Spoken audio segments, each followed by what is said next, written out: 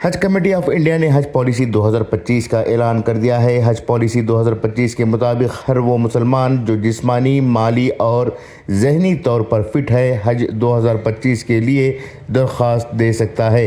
हज 2025 के लिए दरख्वास्त देने वाले आज़मीन के लिए मिशन रेडेबल, बैनुल अक़वामी passport, Aadhaar card, PAN card, bank passbook, मनसूख शुदा चेक और दरख्वास्त देते वक्त कोरोना वैक्सीन की दोनों वैक्सीनेशन का सर्टिफिकेट अपलोड करना लाजमी होगा।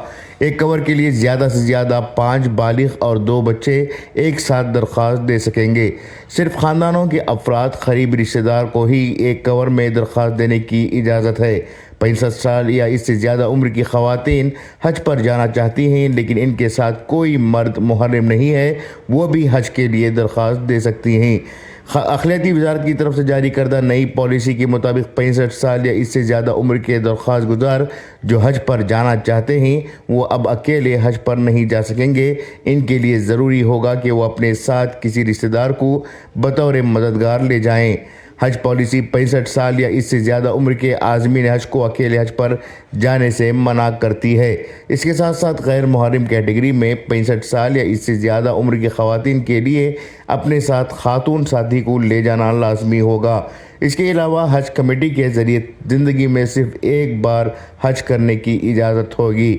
हज मुलाजिमीन को अब स्टेट हज इंस्पेक्टर के नाम से जाना जाएगा। सऊदी अरब में हज के दौरान आज़मीन की मदद के लिए भेजे जाने वाले खादिमुल हुज्जाज यानी हज सर्वेंट का ओहदा नई हज पॉलिसी में तब्दील कर दिया गया है। हज मुलाजिमीन को अब स्टेट हज इंस्पेक्टर के नाम से जाना जाएगा। हज कमेटियों को अक्सर शिकायत मौसूल होती है कि ओहदा हज सेवक होने की वजह से आज़मीन हज इस वहम में मुब्तला होते हैं कि उन्हें खादिम बनाकर भेजा गया है।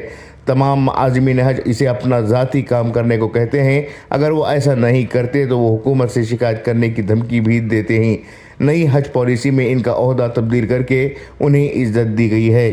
हुकूमत की नई पॉलिसी के तहत अब कुल हज कोटा 70% हज कमेटी ऑफ इंडिया के पास होगा। इसके अलावा बाकी 30% हिस्सा प्राइवेट टूर ऑपरेटर्स को दिया जाएगा।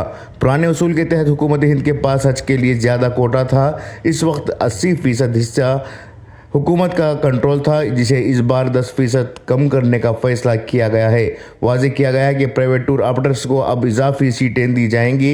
ये 10% नशिस्तें इनके पहले के 20% कोटे में शामिल किए जाएंगे, यानी 30% सीटें प्राइवेट टूर ऑपरेटर्स के हाथों में रहेंगे। कोटे का तयन हिंदुस्तान और सऊदी अरब के दरमियान हर साल होने वाले हज मुआहिदे के तहत किया जाता है। नई हज पॉलिसी में कहा गया है कि हुकूमत हिंद और सऊदी अरब के दरमियान हर साल हज के मुआहिदे में हिंदुस्तान को हज कोटे की तादाद मुख्तस की जाती है। कोटे की कुल तादाद में से 70% हज कोटे हज कमेटी को अलॉट किया जाएगा, जबकि 30% हिस्सा प्राइवेट टूर ऑपरेटर्स को जारी किया जाएगा। गौरतलब बात है कि प्राइवेट टूर ऑपरेटर्स को इजाफी हज कोटा दिए जाने की वजह से जो सरकारी कोटे में हज को जाना चाहते हैं उनके साथ नाइंसाफ़ी होगी, चूँकि सरकारी कोटे में जाने वाले अफराद की तादाद ज़्यादा होती है और वो कम खर्च होने की वजह से सरकारी कोटे में ही जाना पसंद करते हैं, जबकि प्राइवेट टूर्स ऑपरेटर्स इन आज़मीन हुज्जाज से ज़्यादा रकम वसूल करने की वजह से बाज़ लोग हज को जाने से महरूम हो जाते हैं। ब्यूरो रिपोर्ट, इनकलाब न्यूज़, नई दिल्ली।